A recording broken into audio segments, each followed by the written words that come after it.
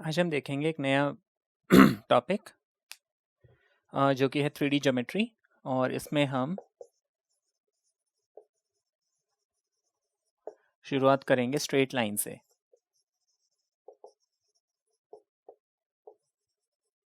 ठीक है, straight line in space. हमने 11th में जो स्ट्रेट लाइन पढ़ा था वो था straight line in 2D plane. अभी स्ट्रेट लाइन इन स्पेस है यानी 3D स्पेस। ठीक है, अब मोस्टली आपको 3D ज्योमेट्री में स्ट्रेट लाइन में करना क्या होगा, स्ट्रेट लाइन का इक्वेशन निकालना होगा। इस टाइप के क्वेश्चंस आपको मिलेंगे। अब 11th में जो हमने 2D ज्योमेट्री देखी थी that was Cartesian coordinate geometry, जहाँ पे हमें कार्टेशियन इक्वेशन निकालना होता था। यहाँ पे 3D ज्योमेट्री में 12th में आपको दो इक्वेशंस निकालने पड़ सकते हैं। एक तो है कार्टेशियन इक्वेशन, है ना, जो कि एक्स वाई के फॉर्म में होगा। Let's say 2x + 3y + 4z is equal to 12। इसको हम बोलते हैं कार्टेशियन इक्वेशन, है ना, जिसमें x y और z हो।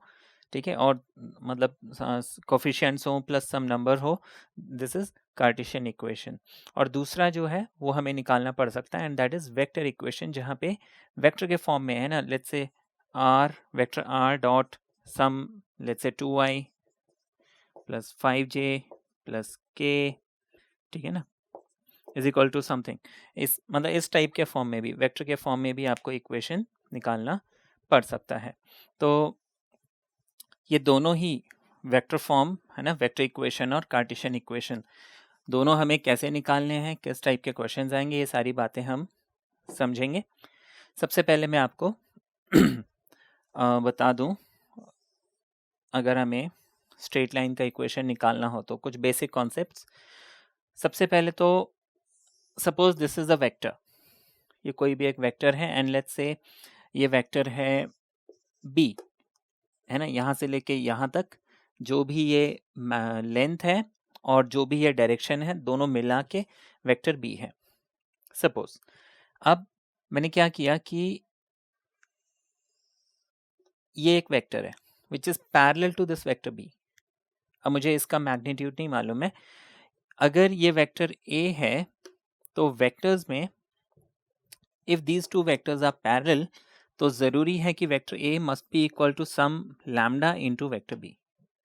अगर दो वेक्टर्स पैरेलल होते हैं तो वेक्टर का रूल ये कहता है कि जो एक वेक्टर है वो दूसरे वेक्टर के साथ कोई स्केलर नंबर, लाइक लैम्डा क्या है यहाँ पे, सम स्केलर, ठीक है ना। तो वेक्टर ए को हम lambda into some scalar B ऐसे लिख सकते हैं। Other way round also, like B is equal to some mu into A, जहाँ पे म्यू भी क्या है, कोई स्केलर माना कोई नंबर, ठीक है ना। तो ये तो हमने देखा। इसके बाद देखिए इक्वेशन, हमें इक्वेशन निकालनी है ऑफ अ लाइन। मैं आपको इसमें कंडीशंस बताते जाऊंगा। लाइक 11th में भी आपने अलग अलग सिचुएशंस देखी थी स्ट्रेट लाइन की। हाँ, अगर वो इंटरसेप्ट कट कर रहा है तो उसकी इक्वेशन क्या होगी, अगर वो 2 पॉइंट से पास कर रहा है तो उसकी इक्वेशन क्या होगी। ऐसे ही हम यहाँ पे भी अलग अलग सिचुएशंस देखेंगे। Suppose this is a straight line and let's say ये स्ट्रेट लाइन किसी एक पॉइंट P से पास होता है। The straight line is passing through some point P, और ये P एक ऐसा पॉइंट है जिसका पोजीशन वेक्टर, मतलब ओरिजिन से जो हमने पोजीशन ली है वो position vector is let's say A। मतलब इस पॉइंट P का पोजीशन वेक्टर है A। इसका मतलब the line is passing through vector A, है ना, इस पोजीशन से, वेक्टर A वाली पोजीशन से पास हो रहा है। एंड आपको दूसरी इसमें कंडीशन दी हुई कि ये जो स्ट्रेट लाइन मुझे निकालना है, ये जो लाइन है L, this line is parallel to some vector B। ठीक है, this line is parallel to some vector B, ये आपको दिया हुआ है। तो अब देखिए इसका इक्वेशन हम कैसे निकालेंगे।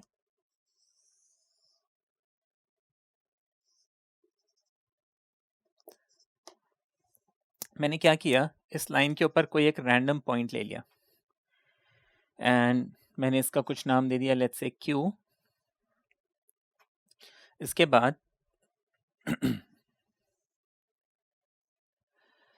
सपोज इस Q का पोजीशन वेक्टर है R, जैसे हम 11th में भी करते थे कि ये एक लाइन है, ठीक है ना, इसका स्लोप है m।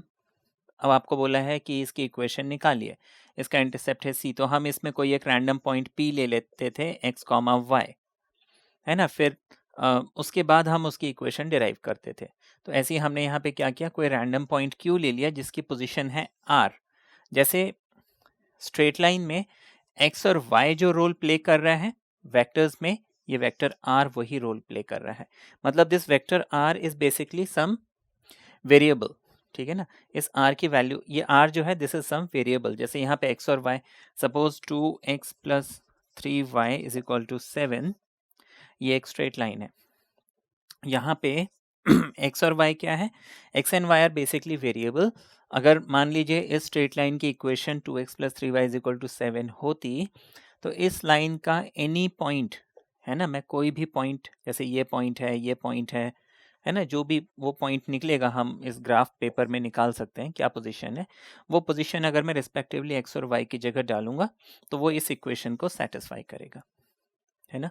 यहाँ पे x और y का यही रोल होता था कि मैं इस लाइन से कोई भी पॉइंट उठा के अगर x और y की जगह डालूं तो वो इस इक्वेशन को सेटिस्फाई करेगा। इसी तरह से यहाँ पे ये जो वेक्टर r है ये भी वही रोल प्ले कर रहा है। मतलब इस स्ट्रेट लाइन में मैं कोई भी रैंडम पॉइंट ले लूं और उसकी पोजीशन वेक्टर अगर मैं निकालता हूं, तो इसका जो भी इक्वेशन अभी बनेगा, हमने बनाया नहीं है, उस इक्वेशन में अगर मैं वो रैंडम वेक्टर पॉइंट डाल दूं तो वो उस इक्वेशन को सेटिस्फाई करेगा।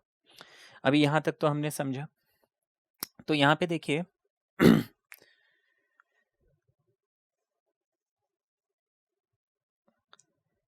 ये सपोज ओरिजिन है O एंड ये O से लेके P तक दिस इज वेक्टर A,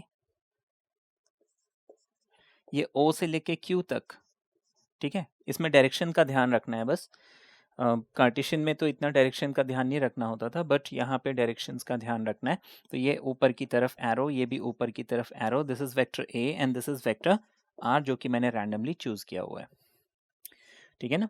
अब OP, vector OP is equal to A and vector OQ is equal to vector R, ये हमने डिफाइन किया सपोज, है ना। OP तो दिया हुआ है, OQ को मैंने R ले लिया। अब देखिए ये जो ट्राइंगल है ना, मैं इस ट्राइंगल को यहाँ पे बनाता हूँ। तो this is O, this is Q, P, I am sorry, and this is Q। ये एरो इस तरफ, ये एरो इस तरफ। अगर मैं इस एरो को इस तरफ करता हूँ तो PQ, है ना, ये एरो ऐसे करता हूँ तो मुझे मालूम है triangle law of vector addition. Triangle law of vector addition कहता है कि अगर मैं ट्राइंगल के दो साइड से दो वेक्टर को रिप्रेजेंट करता हूं तो उनका सम जो है ट्राइंगल का तीसरा साइड होगा। मतलब OP प्लस PQ, देखिए एक ही ऑर्डर में लेना है। ट्राइंगल लॉ ये कहता है कि मैं उनको एक ऑर्डर में लूं। OP P पे खत्म हो रहा है और P से Q दूसरा वेक्टर स्टार्ट हो रहा है, तो OP plus PQ must be equal to OQ in reverse order, है ना। ट्राइंगल लॉ ऑफ एडिशन यही कहता था अगर मैं इसको एक डायरेक्शन में ले रहा हूं तो इसका सम तीसरा साइड ऑफ ट्राइंगल होगा, लेकिन taken in the other order. मतलब ये अगर ऐसे ले रहे हैं तो इसको ऐसे कंटिन्यू नहीं करके अदर वे राउंड कर लीजिए। मतलब उनकी initial point must be same, जो फर्स्ट वेक्टर है और जो रिजल्टेंट है दोनों के इनिशियल पॉइंट सेम होना चाहिए। इस टाइप से हमने देखा था। अब देखिए मुझे यहाँ पे ये PQ चाहिए, because this is what is PQ, मैंने इस ट्राइंगल को यहाँ पे बनाया था। Now what is PQ, PQ is इस लाइन का एक छोटा सा पोर्शन, ठीक है। PQ is portion of a line, तो मुझे ये PQ निकालना है। तो मैं PQ is equal to OQ minus OP ऐसे लिख सकता हूँ। OP को दूसरी तरफ शिफ्ट कर देंगे। Now OQ is what, R minus OP is what, A। तो PQ मुझे कितना मिल गया, R माइनस A। यहाँ तक समझ में आ गया।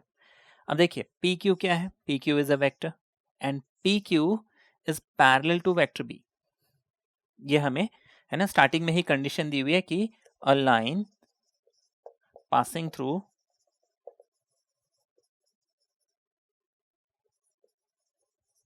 Is passing through vector A, है ना, थ्रू अ पॉइंट जिसकी पोजीशन वेक्टर है A, है ना, vector A, and is parallel to vector B।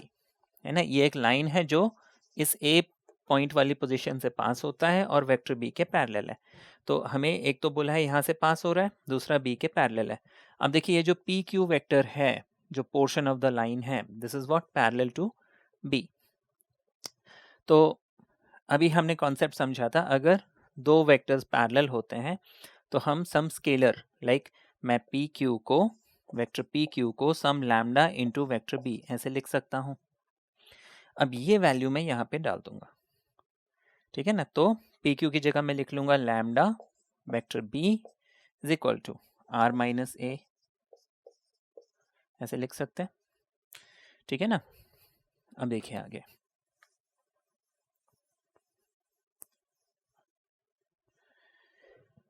या फिर ए को यहाँ शिफ्ट कर दीजिए, तो R is equal to A plus lambda B, जिसको हम R is equal to A plus lambda B ऐसे लिख सकते हैं। And this is the equation, ये इक्वेशन ऑफ स्ट्रेट लाइन,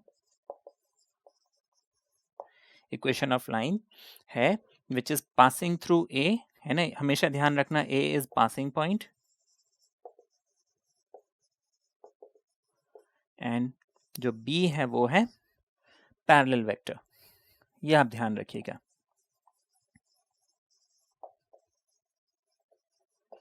इस बात का मुझे थोड़ा सा ध्यान रखना होगा, ठीक है ना, कि ए हमेशा जहां से पास हो रहा है वो वाला वेक्टर होगा, बी इज ऑलवेज जिसके पैरेलल है वो, है ना। जैसे मान लीजिए, आपको एक छोटा सा एग्जांपल मैं देता हूं।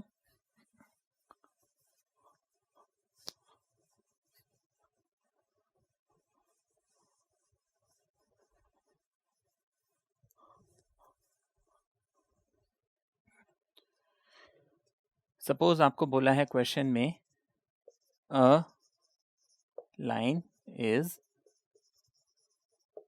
Passing through a point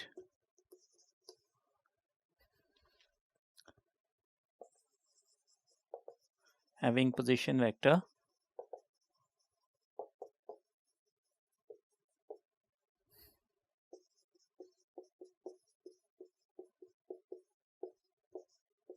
three I plus two J plus के, ठीक है ना। A line is passing through a point having position vector 3i plus 2j plus k and is parallel to 5i minus j minus k. Find the equation of the line.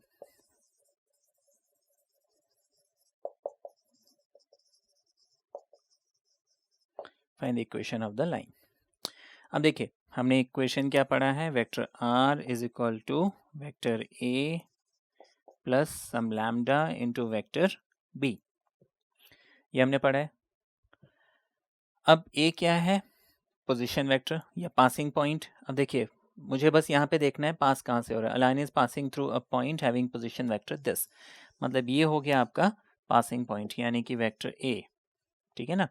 दूसरा आपको बोला है and is parallel to b, क्या होता है हमेशा parallel vector, तो ये पैरेलल वेक्टर क्या है, ये है, यानी ये क्या बन गया वेक्टर b। मुझे सिर्फ इन वैल्यूज को यहाँ पे पुट करना है, तो मुझे इक्वेशन मिल जाएगा r is equal to 3i cap 2j cap k cap plus lambda times b की जगह हम क्या करेंगे 5i j k, ये मेरा रिजल्ट आ गया, है ना। तो therefore the equation of the straight line is this, ये जो मुझे मिला है ये है the required equation of the straight line, ठीक है। इतना समझ में आया कि ये तो हमने वेक्टर इक्वेशन निकाला। मान लीजिए आपको कार्टेशियन इक्वेशन निकालने के लिए बोलते हैं। अब देखिए वो भी मैं आपको बताता हूँ, वो भी बहुत सिंपल है, मैं उसका फॉर्मूला भी बताऊंगा। ये फॉर्मूलेज आपको जो है ध्यान रखने होंगे। इसमें भी देखो मैं आपको एक ही बात बोलूँगा कि आप क्वेश्चंस करते जाइए, फॉर्मूले अपने आप याद होते जाएंगे, है ना। अब हमने डिराइव तो कर लिया कि r is equal to vector a plus lambda vector b, ठीक है, ये हमने निकाल लिया। अब मुझे कार्टेशियन इक्वेशन निकालना है। तो देखिए ये लाइन थी, ये पैरेलल वेक्टर है, ये पोजीशन A है, and let's say this is R, any random point R, this is vector B, ठीक है। मुझे कार्टेशियन इक्वेशन निकालनी है। अब कार्टेशियन इक्वेशन के लिए देखिए, सपोज ये जो A पॉइंट है, कार्टेशियन मतलब एक्स वाई जेड के फॉर्म में निकालना है। अब suppose this A, vector A is, ये जो पोजीशन है मान लीजिए ये है x1 y1 z1, है ना, x1 y1 एंड z1। अब R तो मैंने कोई रैंडम पॉइंट लिया हुआ है, therefore this point must be x y z, ठीक है ना, x y z जो कि वेरिएबल है। आगे देखिए, ये जो वेक्टर B है, सपोज इस वेक्टर B के जो डायरेक्शन रेशियोज हैं, तो direction ratios are let's say A, B and C। Suppose A, B, C क्या हो गए, are direction ratios of vector B, ठीक है, इतना समझ में आ गया। ये जो वेक्टर B है, मैं इसको B के बजाय कुछ और लेट्स से P लिख लेता हूँ, क्योंकि बड़ा कंफ्यूजन होगा otherwise. Direction ratio of vector P, तो देखिए रूल कहता है कि if P is any vector और उसके direction ratio A, B, C हैं, देन वेक्टर P को हम हमेशा A I cap, B J cap, C K cap ऐसे लिख सकते हैं, ठीक है ना। देन ये जो वेक्टर A है, इसकी पोजीशन इन कार्टेशियन फॉर्म है x1 y1 z1, तो मुझे ध्यान रखना है कि अगर वेक्टर A का मुझे कार्टेशियन फॉर्म में वैल्यू दी हुई है, पॉइंट्स दिए हुए हैं, तो मैं वेक्टर A को लिख सकता हूँ x1 i plus y1 j and z1 k। तो इसी तरीके से जो r वेक्टर है, इसको मैं क्या लिख सकता हूँ, वेक्टर r को मैं लिख सकता हूँ x i, हमेशा ध्यान रखना x के साथ i आएगा, y के साथ j, z के साथ k आ जाएगा। तो इसका मतलब r is equal to x i y j and z के। ये मुझे vector r, vector a and vector p की वैल्यू मिल गई। अब देखिए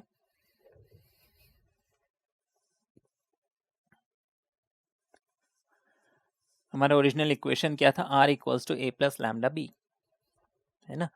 vector r is equal to a plus lambda b, लेकिन यहाँ b की जगह p है, तो मैं इसको लैम्डा p लिख लेता हूँ। मैं वैल्यूज पुट करता हूँ। अब देखिए r यहाँ पे क्या है, x i y J Z के, तो r की जगह मैं लिख लेता हूँ एक्स आई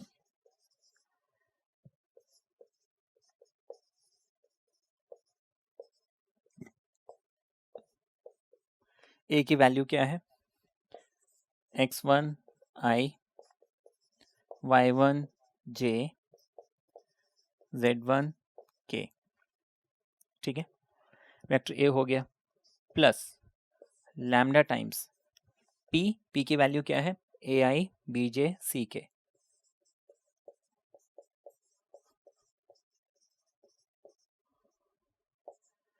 ये हो गया। आगे देखिए,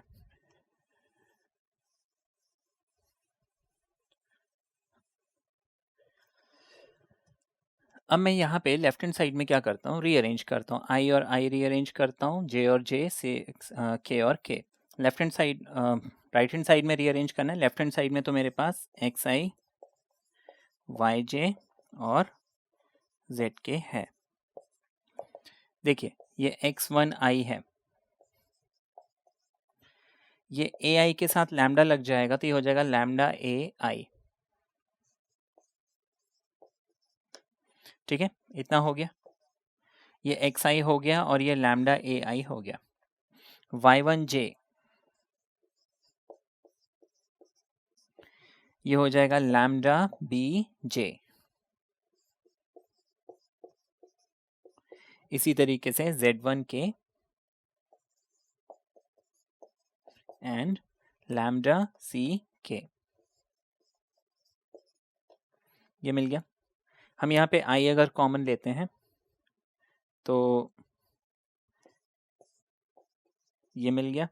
सिमिलरली यहाँ पे J कॉमन ले लेते हैं और इसी तरीके से यहाँ पे K कॉमन ले लेते हैं। ठीक है, ये मिल गया। इसके बाद हम क्या करेंगे, जो कोफिशिएंट ऑफ IJK है इसको कंपेयर कर लेते हैं। देखिए, ये दोनों चीज़ें इक्वल हों, इसके लिए ज़रूरी है कि ये I का कोफिशिएंट या I का कोफिशिएंट आपस में इक्वल होना चाहिए। इसका मतलब x must be equal to x1 plus lambda a, है ना, x1 plus lambda a। I और I मैंने हटा दिया, कंपेयरिंग द कोफिशिएंट्स। J के साथ यहाँ पे y है, J के साथ यहाँ पे y1 प्लस लैम्डा b है, K के साथ यहाँ पे z है और यहाँ पे ये मिल गया हमें। ठीक है ना।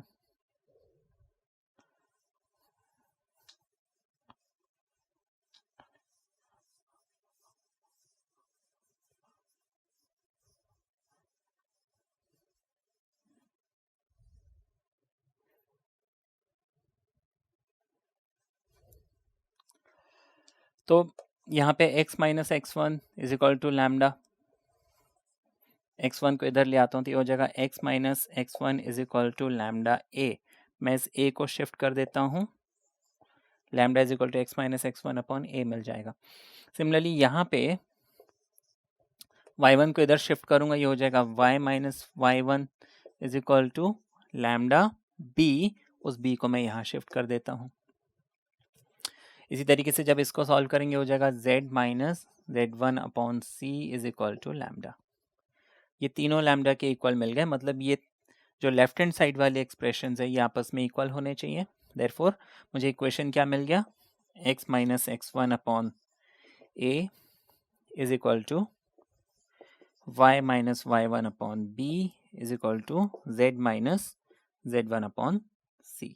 ये हमारा आ गया इक्वेशन ऑफ स्ट्रेट लाइन, है ना। कंडीशन क्या है, इक्वेशन ऑफ स्ट्रेट लाइन, जहाँ पे मैं आपको यहाँ डायग्राम बना देता हूँ।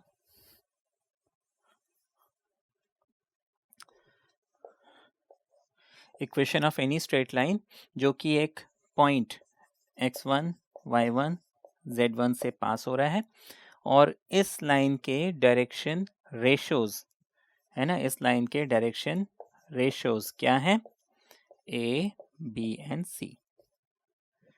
ठीक है ना।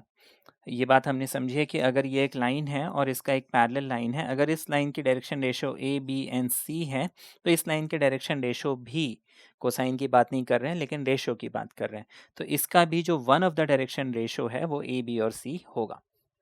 ठीक है, तो this is any line which is passing through x1 y1 z1 and direction ratios are a b and c, then equation of the straight line will be this.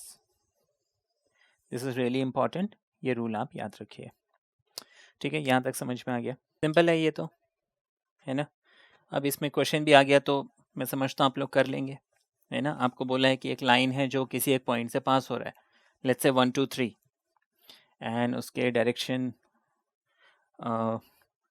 Ratios let's say 4 5 6 है। ठीक है, तो find the equation of straight line कर सकते हो। आपको बोला एक line is passing through x, let's say 1 2 and 3 and उसके जो डायरेक्शन रेशियोज है वो है 4 5 and 6। Find the equation of straight line. तो देखिए ये क्या हो गया, x1 y1 z1, direction ratios a b and c। बस अब मुझे जो स्टैंडर्ड फॉर्म ऑफ इक्वेशन है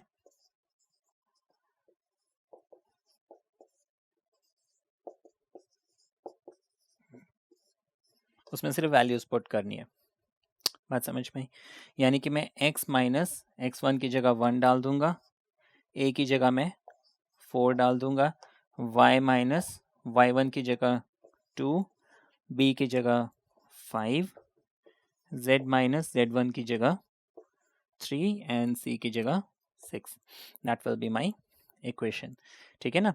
तो यहाँ पे देखिए कुछ बातें याद रखने के लिए वो ये कि ये जो हमने इक्वेशन निकाला है x minus x one upon A, y minus y one upon B, z minus z one upon C, है ना, इसको हम बोलते हैं symmetrical form of a line.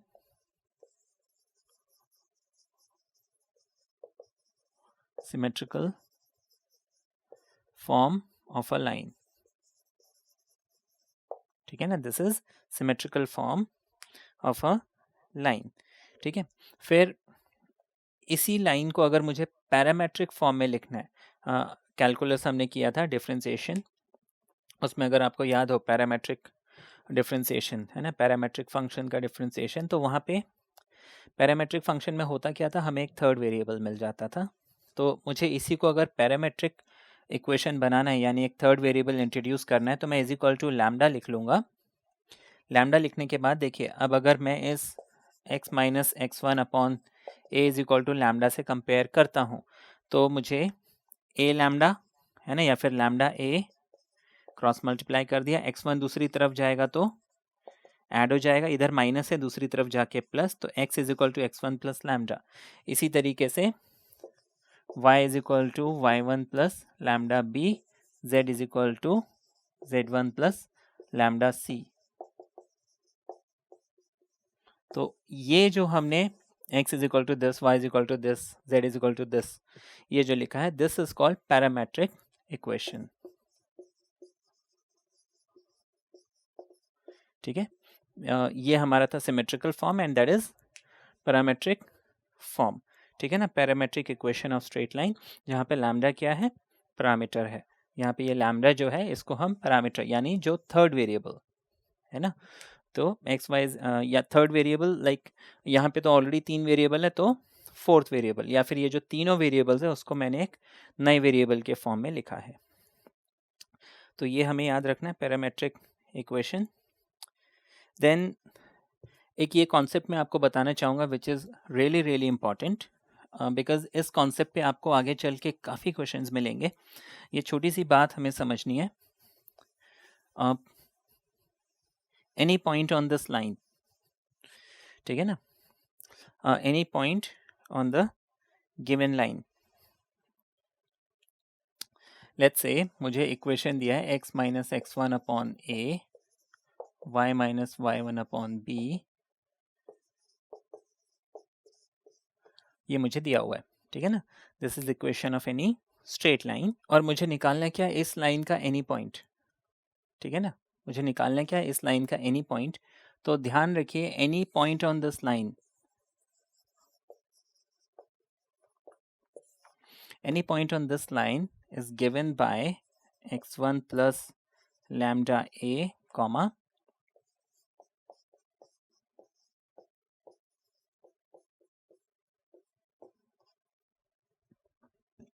ठीक है ना, यहाँ पे ध्यान रखना है कि ये जो लैम्डा है, this is any real number. ठीक है ना, आर क्या है यहाँ पे, एनी रियल नंबर। मतलब मैं इस लैम्डा की जगह कुछ भी पुट करके, है ना, इस लाइन का कोई भी पॉइंट निकाल सकता हूँ, ये मुझे ध्यान रखना है ना। ये एक छोटा सा कॉन्सेप्ट है जो आगे चल के आपको बहुत से क्वेश्चंस में यूज़ करना होगा। फिर आपको एक और चीज़ बता दूं कि जो एक्स वाई जेड है, x axes, y axes and z axes, उनके जो डायरेक्शन कोसाइंस है, ठीक है ना, डायरेक्शन कोसाइन। अभी मैं डायरेक्शन रेशियो की बात कर रहा था। अच्छा, एक और चीज़ बता दूं, हमने जैसे x minus x one upon A, y minus y one upon B and z minus z one upon C बोला हुआ है। ए बी सी यहाँ पे क्या है, डायरेक्शन रेशियो है। लेकिन अगर मुझे एल एम एन दिया होता, यहाँ पे एल एम एन क्या है, वेक्टर्स में हमने पढ़ा हुआ है, l m n are direction cosines. ठीक है ना, डायरेक्शन कोसाइंस। डायरेक्शन कोसाइन का मतलब है कि वो जो लाइन है वो एक्स वाई जेड एक्सेस के साथ जो भी एंगल बना रहा है उसके कोसाइन या कॉस थीटा।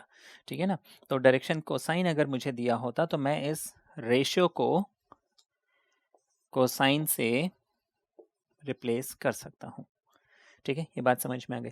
अच्छा, now I know that 3D geometry में जो मेरे पास x, y और z एक्सेस है, रिस्पेक्टिवली इनके डायरेक्शन को science 1, 0 and 0, 0, 1 and 0 and 0, 0 and 1 ये होते हैं। दैट मीन्स आपको ध्यान रखना है x axis, y axis, z axis के जो इक्वेशन है वो हो जाएंगे। x एक्सिस का equation is y is equal to 0, z is equal to 0, ये आपको ध्यान रखना है। y एक्सिस का इक्वेशन हो जाएगा x equals to 0 and z equals to 0। Similarly z axis का इक्वेशन हो जाएगा x equals to 0 and y equals to 0। देखने वाली बात है कि अगर मैं x एक्सिस की बात कर रहा हूँ, इसमें x मिसिंग है, y एक्सिस की बात कर रहा हूँ तो उसमें y मिसिंग है, बाकी दोनों कंपोनेंट 0 हैं। सिमिलरली z एक्सिस की बात कर रहा हूँ तो उसमें z मिसिंग है, x और y जो है वो 0 है।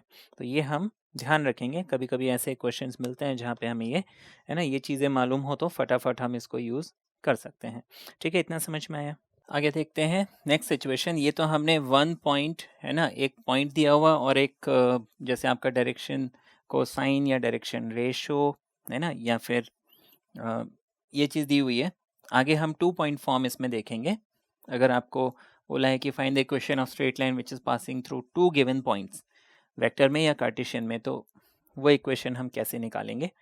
मैं आपको अभी ये जितने भी फॉर्म्स हैं है ना, 1 बाय 1 कराते जाऊंगा, तो वो फॉर्मूला कैसे बन रहा है वो बताते जाऊंगा और आगे फिर हम उसके क्वेश्चंस देखेंगे। तो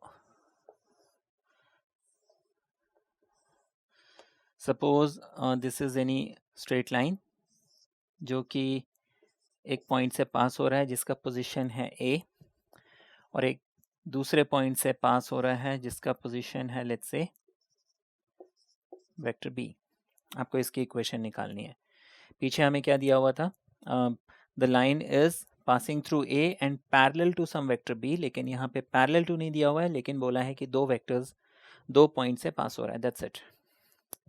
तो 2 पॉइंट फॉर्म भी हम इसको बोल सकते हैं। अब देखिए जो ये लाइन है, इस लाइन का हम इक्वेशन कैसे निकालेंगे। Suppose this point is P and this point is Q, then again ये वेक्टर A ऊपर की तरफ, वेक्टर B ऊपर की तरफ, तो PQ मुझे मालूम है PQ will be what, vector B minus vector A, है ना। बाय ट्राइंगल ऑफ एडिशन अगर मैं इसको सॉल्व करूं तो PQ मुझे क्या मिल जाएगा, vector B minus vector A। ये बात तो हमने पीछे वाले डेरिवेशन में भी समझा था। अब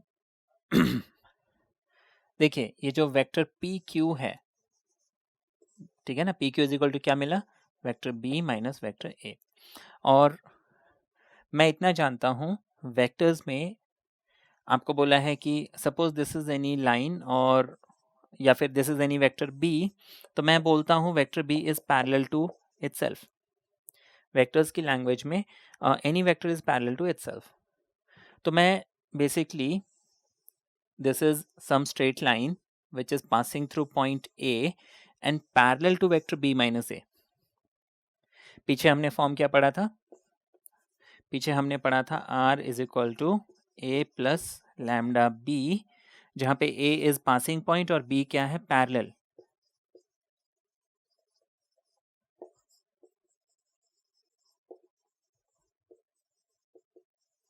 ठीक है, A is passing point and B is parallel vector. अब यहाँ पे हम क्या बोल रहे हैं, ये एक लाइन है जो वेक्टर A से पास हो रहा है, ये पासिंग पॉइंट हो गया, और B माइनस A क्या हो गया, पैरेलल वेक्टर। तो इस रूल के हिसाब से इक्वेशन क्या होना चाहिए, R is equal to vector A plus lambda times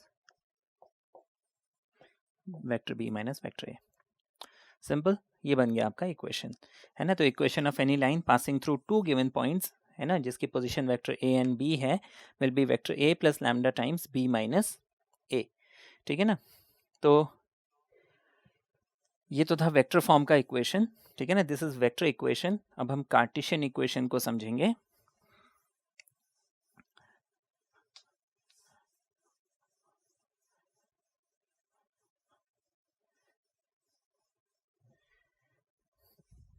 Cartesian equation में again this is some straight line, मैं अब इसके एक्स वाई जेड एक्सिस नहीं बना रहा हूँ.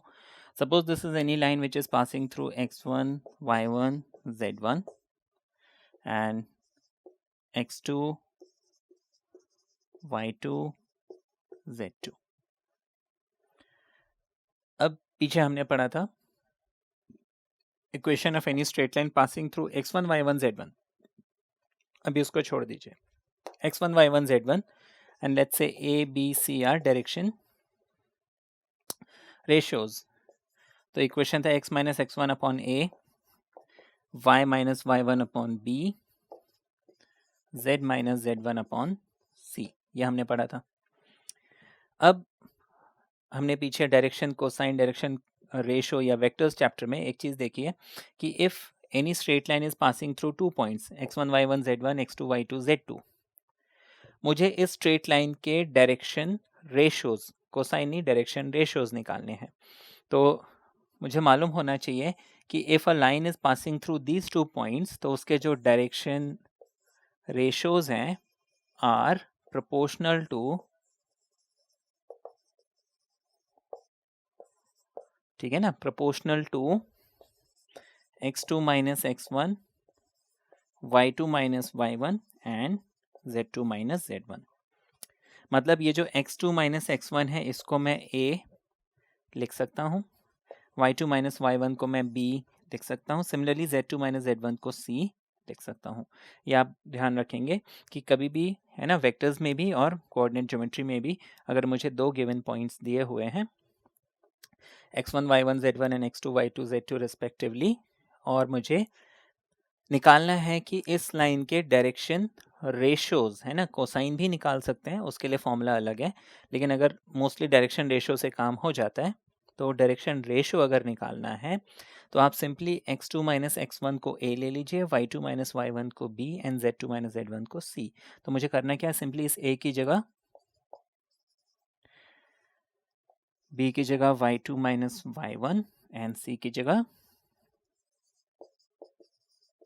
ये डाल देना, and this is my equation, है ना, this is the required equation of straight line passing through 2 given points in Cartesian form. ठीक है, बात समझ में आई. अब आगे देखिए, ये तो हमने कॉन्सेप्ट समझे. अब मैं आपको सिर्फ कन्वर्जन बताता हूँ, उसके बाद हम कुछ क्वेश्चंस देखेंगे.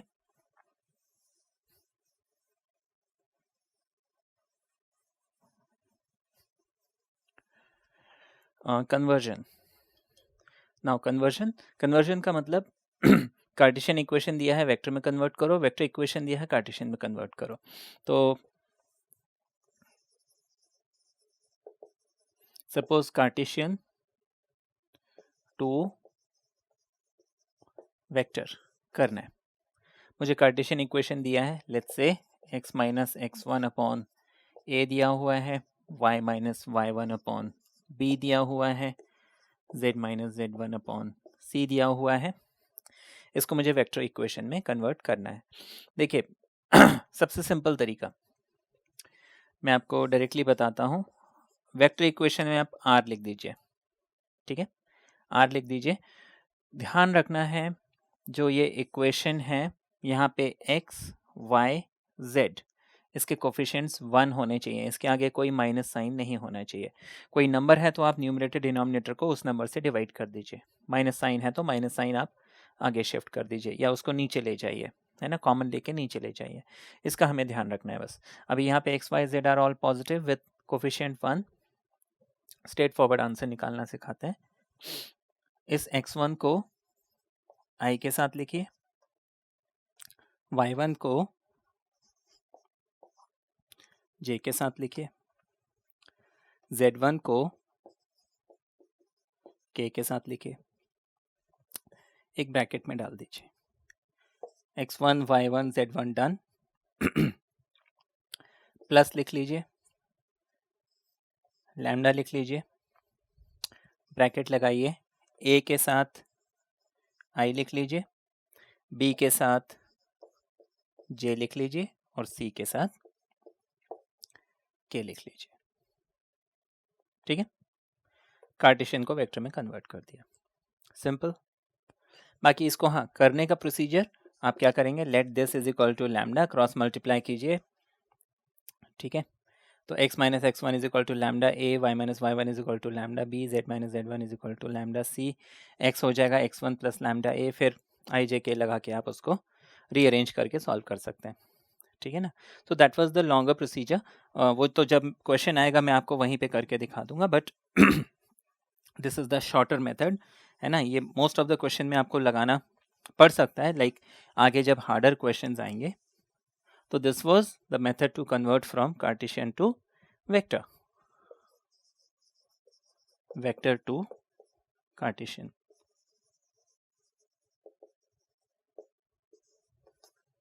वेक्टर इक्वेशन दिया हुआ है,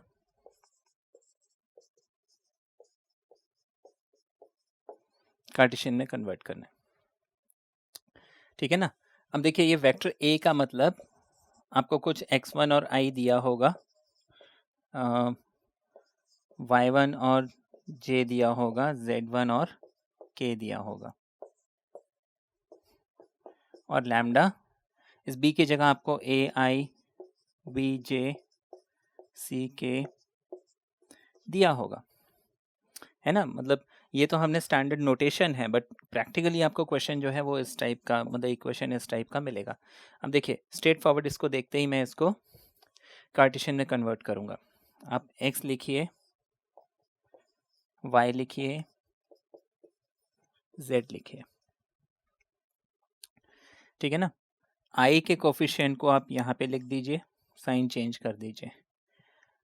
j के कोफिशिएंट को y के साथ लिख के साइन चेंज कर दीजिए। k के कोफिशिएंट को z के साथ लिख के साइन चेंज कर दीजिए। लैम्डा के साथ जो टर्म्स हैं उसको मुझे नीचे लिखना है, i वाले टर्म को x के नीचे, j वाले टर्म को y के नीचे, k वाले टर्म को z के नीचे। कन्वर्ट हो गया। अगेन इसका लॉन्ग प्रोसीजर तो है, वो आपको मैं क्वेश्चन करते टाइम बता दूंगा, बट दिस इज मतलब ये आप डायरेक्टली इसका आंसर निकाल सकते हो, ठीक है ना। ये समझ में आ गया कन्वर्जन।